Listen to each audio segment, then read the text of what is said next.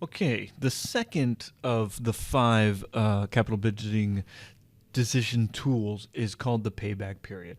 And the payback period is something that you're actually going to be relatively familiar with. This is the one of the first comments that get made when you're sitting around the campfire, you're having a couple of brews with the buddies, and you say, "I got this great idea. I'm going to start a company that makes sunglasses, and it's going to cost me $20,000 to build a machine and to put them together, and I'm going to have, my initial investment is $20,000, and I'm going to get all my money back in 2.5 years." Basically, what you do in that conversation is estimate a payback period.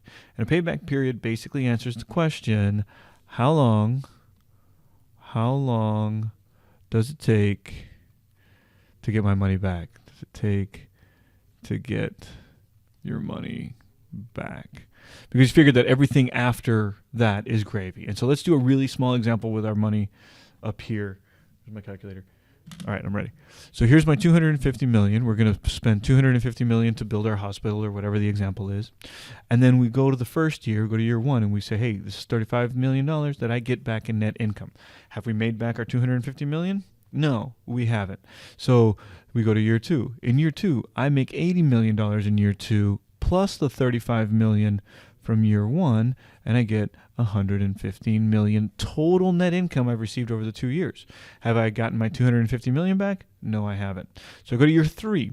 In year three, I get my $130 million from year three, which is fantastic, plus the 80 from year two, plus the 35 from year one, and I end up with, what is this?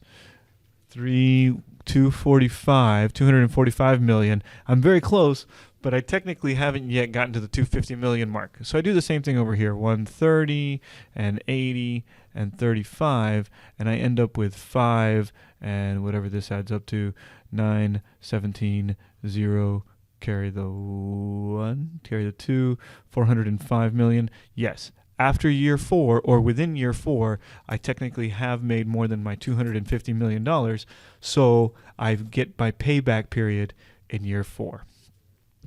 Like the accounting rate of return, the payback period method is relatively simple and simple to use.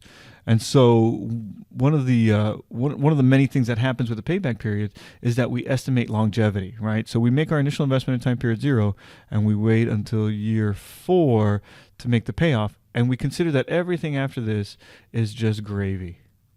This is just extra money. And while that gives us an estimation of how quickly we can get our initial money back, it doesn't do a particularly good job of showing us what our return is.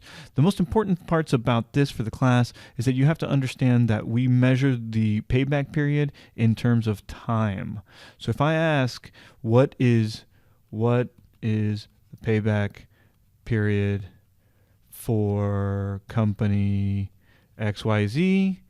The correct response is in terms of years or years and months. It is in terms of time, not money, not percentages. Okay. Now the payback period is interesting because it does allow us to see what that return looks like. If I hit the 250 mark here, right, here's my star, here's my payback period, then it tells me that I have here that 250 million back that I can reinvest into another project. And so this is one of the reasons why people use payback period. Another one is that it gives us an idea of how profitable our company can be when we start off right away.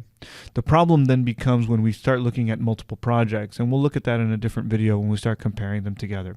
So the most important thing about this process here is that you have to understand that we are looking for what happens in what year period, 1, 2, 3, in this case 4, do we pay back our total $250 million initial investment. And we do that by aggregating our net income over on a year-by-year process until our net income total is bigger than the initial investment, and that's where we put our star.